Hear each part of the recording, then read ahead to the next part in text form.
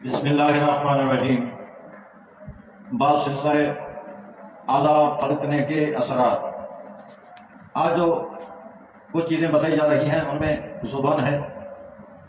اگر زبان کا دایاں حصہ پھڑکے تو یہ مشکل کی علامت ہے، اور اسی طرح اگر بایاں حصہ پھڑکے تو اس میں بھی غم اور تکلیف کی علامت ہے۔ ہاں، آخر میں اس کی یہ بھی ہے کہ خوشی حاصل ہوگی۔ دوسرے نمبر پر ہے ناک۔